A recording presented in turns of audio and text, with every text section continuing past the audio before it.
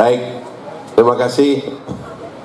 Bismillahirrahmanirrahim. Assalamualaikum warahmatullahi wabarakatuh. Alhamdulillahirabbil alamin. Assalatu wassalamu ala asrafil anbiya wal mursalin wa ala alihi wa ashabihi ajma'in, amma ba'd.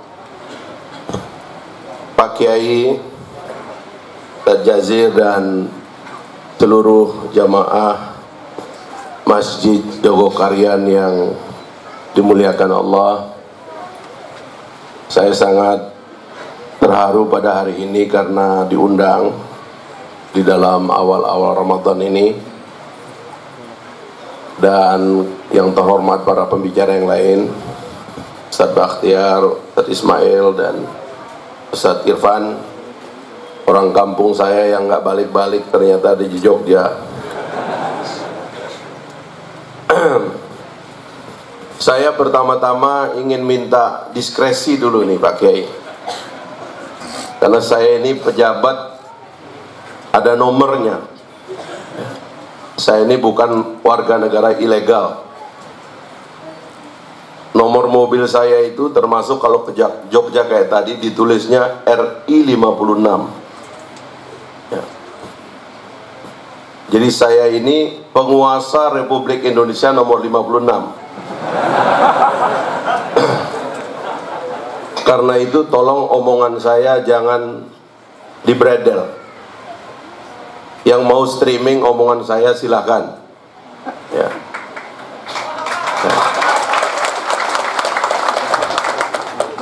Saya kemana-mana ngisi 4 pilar ngomong begini juga ya. Sosialisasi 4 pilar namanya. Pakai uang negara Pak, makanya harus di streaming supaya manfaatnya bagi rakyat lebih banyak. Jadi itu diskresi namanya Pak Kiai ya, mohon izin ya. Jadi tadi itu kan yang mengumumkan supaya tidak di streaming itu channel panitia. Kalau channel masing-masing silakan. Ini kan zaman reformasi. Yang kedua, saya sebenarnya luar biasa tadi pendahuluan dari Pak Kiai. Saya ini akan SMS Pak Yusuf Kalla nanti sore ya. Saya minta Pak Kiai ngisi kultum lah setiap rapat kabinet.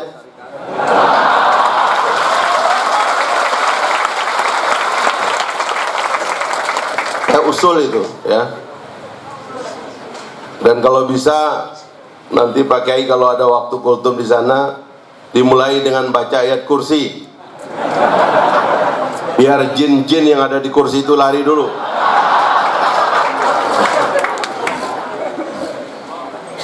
Karena menurut saya pejabat-pejabat kita yang muslim di Republik ini harus diruqyah massal. Seperti orang berbicara dan bertindak sudah kehilangan akal dan kesadaran.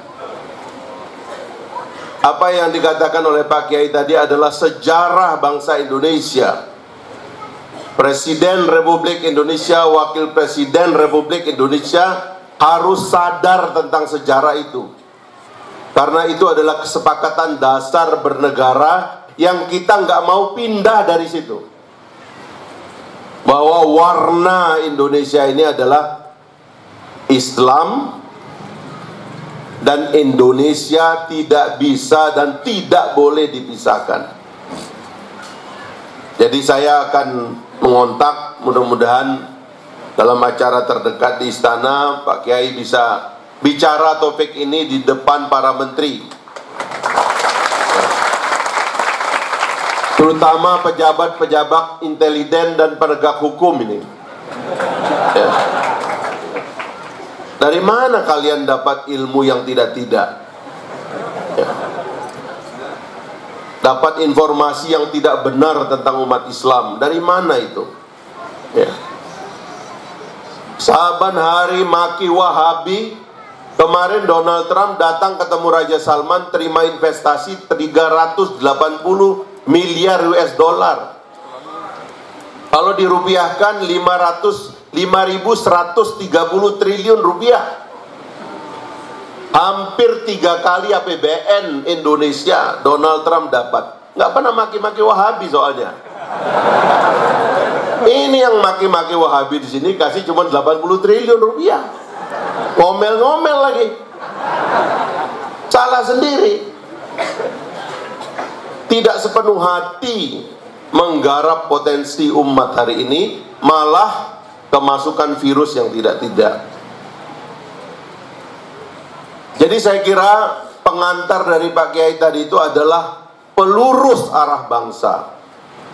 Ya, saya mohon yang tadi merekam segera diupload. Ya. Saya ini permintaan saya, bukan permintaan panitia. Saya sebagai pejabat yang bertanggung jawab untuk mensosialisasikan pilar-pilar dan pikiran yang benar, tolong yang tadi segera diupload. Kalau bisa tag itu para pejabat menteri termasuk Presiden Jokowi, tolong di tag. Ya, mumpung bulan Ramadan.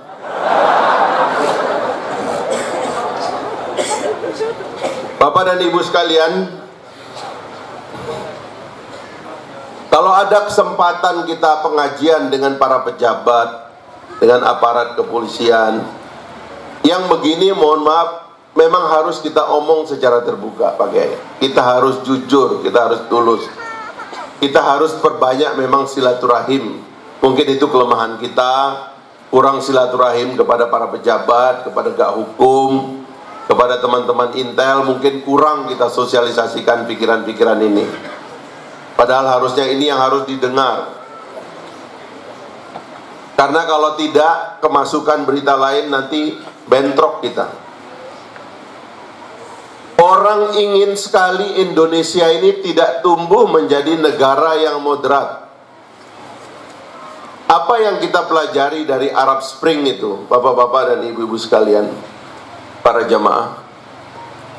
Di Arab Spring itu, yang terjadi adalah satu desain untuk menghancurkan negara-negara Islam. Dan yang dihancurkan adalah ada potensi rawan di masyarakat Timur Tengah yang pada dasarnya sekuler. Memang karena kepemimpinannya tidak mengerti bagaimana cara membaca umat. Kawasan itu umumnya dipimpin oleh tiran, oleh orang-orang yang tidak memimpin secara bebas dan demokratis. Sehingga di dalam tubuh umat itu ada ghil, ada sakwa sangka, ada kecemasan, ada rasa takut, ada rasa dendam, ada rasa kecewa, ada rasa marah yang terus tersimpan di dalamnya, tidak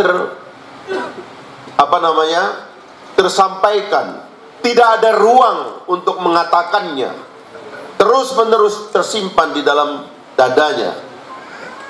Sampai suatu ketika di Tunisia ada seorang pedagang buah, pedagang sayur, namanya Abdul Aziz Bouaziza. Oleh rezim atau polisi lah di zaman Ben Ali, dia suka digusur, padahal dia suka nyogok di pinggir jalan. Dia seperti tidak mengerti mesti berkata kepada siapa. Tidak ada saluran. Dia kecewa, dia marah karena dia digusur, tapi juga diminta bayar juga, diperas juga. Maka sampai pada kesimpulan dia membakar dirinya. Terbakarlah Abdul Aziz Bouaziza. Lalu di era sosial media ini difoto dan diviralkan. Terjadilah revolusi Tunisia.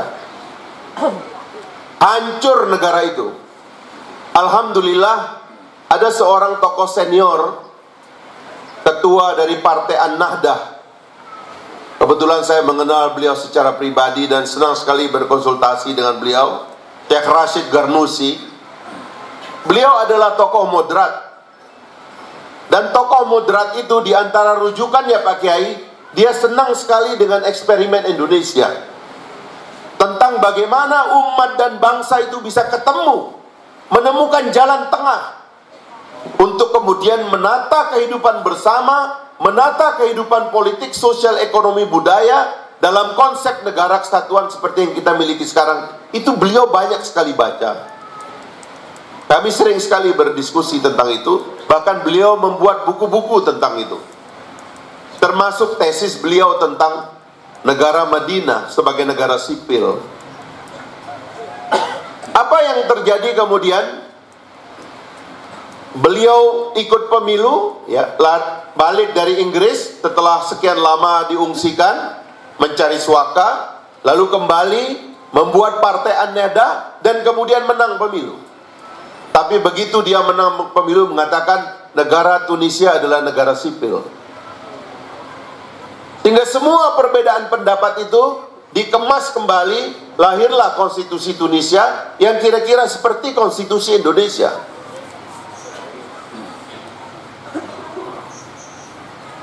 Tetapi tidak semua tokoh moderat seperti Syekh Rashid. Yaman hancur, Libya hancur, sampai hari ini masih konsolidasi susah sekali. Syria kita lihat hancur, perang saudara sudah mengungsikan lebih dari 2 juta orang. Ini merembet kemana-mana, sehingga kemudian muncullah negara-negara gagal. Ciri dari negara-negara gagal itu adalah kalau tidak berhasil ditemukan atau dipertemukan antara konsepsi umat dengan konsepsi bangsa atau agama dan negara, maka dia jadilah negara-negara gagal itu. Dan itu yang melahirkan kehancuran di Timur Tengah sekarang ini. Karena itu ada orang yang terus-menerus tidak akan lelah menyeret bangsa Indonesia supaya kita ini tidak mau jadi moderat. Itu yang mereka takutkan. Ummatan wasatan itu yang mereka takutkan. Maka yang moderat-moderat seperti saya, seperti teman-teman yang hadir di ruangan ini, kalau bisa jadi ekstrem. Bakatnya ada, Ustaz ya. Kalau bisa jadi ekstrem, ditekan, lalu kemudian diadu domba, ada yang diterima, ada yang tidak diterima, ada dibilang pro NKRI, ada yang tidak pro NKRI, diadu, nanti muncul yang ekstrem, yang moderat jadi ekstrem, lalu kemudian dihancurkan. Negara kita semua hancur. Itu yang mereka mau. Dan mereka tidak mau kita jaya. Makanya kalau orang sudah ceramah di masjid kayak saya ini, bisa salawat, ya, dia lihat salamnya kayak orang Arab, ya, itu jidat saya udah mulai ditanda, ini orang nggak boleh jadi pemimpin. Karena mereka nggak mau ada orang moderat.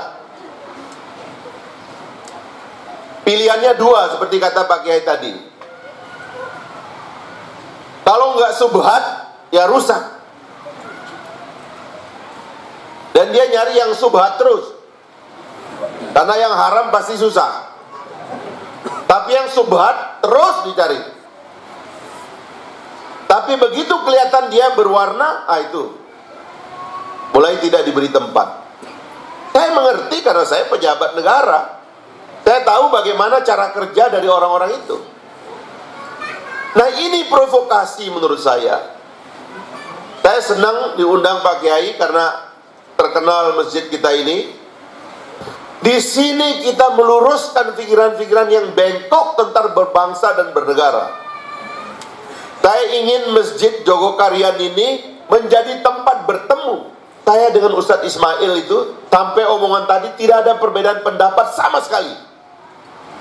Sampai omongan tadi, Ustadz.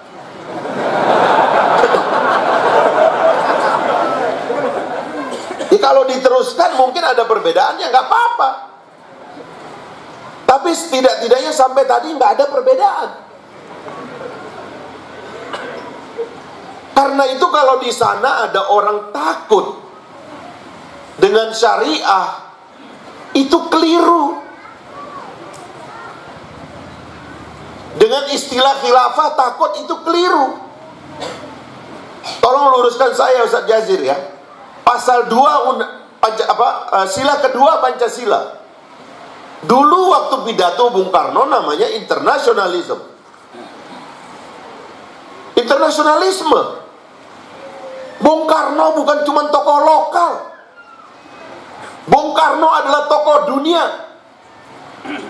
10 tahun setelah kita proklamasi, inisiatif globalnya sudah mengglobal. Dia mengundang konferensi Asia Afrika. Hampir semua negara di Asia dan Afrika datang. Di zaman pesawat belum kayak sekarang, Pak. Belum ada jet. Masih propeller. Kalau dari Afrika orang terbang ke sini bisa mampir 6 tempat. Tapi orang datang karena Indonesia adalah pemain dunia. Lalu kemudian sila itu menjadi internasionalisme dengan kemanusiaan yang adil dan beradab. Dan sekarang menjadi kemanusiaan yang adil dan beradab. Konsepsi itu adalah konsepsi universal. Karena itu memang ada orang yang ingin mengisolir Indonesia. Dan saya kira dalam banyak hal, pikiran-pikiran Hizbut Tahrir itu kita sebut tidak mengisolir Indonesia. Maka saya pernah bilang sama Ustadz Ismail, Ustadz, jangan antum bicara khilafah Islamiyah lagi. Antum bilang aja khilafah Pancasila. Iyalah. Karena kalau kita lihat Pancasila itu kan makosid syariah, tujuan syariat. Cita-cita agama yang dicantumkan menjadi cita-cita negara. Cita-cita agama kita dan cita-cita negara kita tidak berbeda. Kalau orang menerapkan menyimpang-menyimpang, itulah tugas pemilu. Cari pemimpin yang paham ini. Jadi saya usul itu, Ustaz. Ya. Nanti kalau dibubarkan gitu ya, bilang aja Hizbut Tahrir Khalifah Pancasila Indonesia. Udahlah, pasti lebih Pancasila dari yang lain lah. Jangan mau diadu. Jangan mau. Ini memang maunya. Ya, jangan mau kita diadu. Kita ciptakan gelombang ini. Apa yang disampaikan Ustadz Ismail tadi itu benar adanya. Syariah adalah pusat keunggulan. Waktu kita mau meratifikasi atau mau mengundang-undangkan undang-undang syariah dalam bidang ekonomi, kita terlambat dari Singapura kok. Kita terlambat dari Cina. Orang-orang itu mengundang-undangkan ekonomi syariah lebih dulu daripada kita. Kenapa? Karena ada keunggulan. Pusat keuangan syariah dunia itu namanya London. Pameran keuangan syariah terbesar di dunia itu di Eropa. Kenapa bukan Indonesia? Karena kata syariah ini ditakut-takutkan, seolah ini masalah. Padahal ini adalah pusat keunggulan. Kalau kita mengakuinya unggul dalam bidang ekonomi, kenapa tidak diakui unggul juga di bidang lain? Ini distorsi pemikiran. Tapi sabar, jangan mau diadu domba, yang penting pahamkan aja. Pengajian nanti kita bikin di depan para pejabat-pejabat ini, insya Allah. Ya, karena kita perangnya sekarang perang ilmu. Islam telah menaklukkan dunia dengan pedang. Setelah ini insya Allah Islam akan menaklukkan dunia dengan ilmu pengetahuan, dengan kata-kata, dengan Twitter, dengan Facebook. Kata-kata itu berdesing, seperti berperang, saling melawan, saling berargumen. Itulah kenyataan baru kita. Jadi jangan takut, tweet aja terus, streaming terus. Masa orang streaming LGBT boleh, kita enggak? Ini streaming pengajian enggak boleh, gimana sih? Jangan terprovokasi, termasuk oleh saya ya. Nah, yang terakhir yang saya ingin katakan sebagai penutup, Ustaz. Negara ini memang menghadapi realitas baru sejak tahun 98. Saya bersyukur alhamdulillah menjadi eksponen 98. Termasuk setelah saya deklarasi, saya ketemu Ustadz Ismail juga di Surabaya. Teman-teman HTI waktu itu belum ada nama, Ustadz ya. Karena kita baru bebas dari Orde Baru. Siapa yang bebas zaman Orde Baru dulu? Jangankan pengajian kayak begini, Ustaz. Kita ngumpul 5 orang, besok masuk koramil kita. Bisa-bisa nggak balik. Sekarang ini ada kebebasan. Keputusan bangsa Indonesia adalah kebebasan, demokrasi. Makanya kita bisa kampanye apa saja, asalkan kebaikan. Kecuali yang sudah dilarang. Yang sudah dilarang komunisme, ada TAP MPR-nya. Yang belum dilarang kan ya silakan aja. Ini ada kebebasan. Nah, negara itu agak bingung dengan kebebasan ini, itu saja. Presidennya bingung, turun ke kabinet. Kabinetnya bingung, turun ke petugas keamanan. Petugas keamanan bingung, kabinet bingung, turun ke gubernur. Gubernur bingung, turun ke bupati. Bupati turun ke lurah, camat. Kadang-kadang bingung tuh dari bawah naik ke atas, tapi ini dari atas turun ke bawah. Maka tugas kita adalah 2. Pertama, nikmati kebebasan ini dengan dakwah. Sampaikan kebenaran. Kalimat-kalimat yang dikatakan oleh Pak Kiai tadi itu, kita rekam, kita sebarkan, kita sampaikan. Sampai orang sadar bahwa negara ini tidak akan pernah menjadi kuat kalau Islam tidak menjadi roh dasarnya. Karena itu lahir ketuhanan yang Maha Esa. Karena itu ada kerelaan melepas 7 kata. Karena sila pertama tetap ketuhanan yang Maha Esa. Jangan dibalik-balik. Ini ada orang datang dari mana, mentang-mentang punya uang banyak, dia klaim ada nilai baru. Namanya sekularisme. Tidak ada ketuhanan. Itu kerennya nggak kenal nih orang, tiba-tiba dia yang petatang petenteng. Tempeleng kalau bisa. Maksudnya pakai kata-kata, bukan pakai fisik ya. Ini komit kita kan perdamaian ya. Jadi itu yang pertama tugas kita ya. Yang kedua adalah menyadarkan umat, melahirkan masjid seperti Jogokarian ini sebanyak-banyaknya. 1 juta masjid seperti yang dia katakan oleh Kiai tadi, dikatakan harus mengikuti gelombang ini, supaya kelak akan lahir pemimpin yang mencintai umat Islam dan mencintai bangsa Indonesia. Assalamualaikum warahmatullahi wabarakatuh.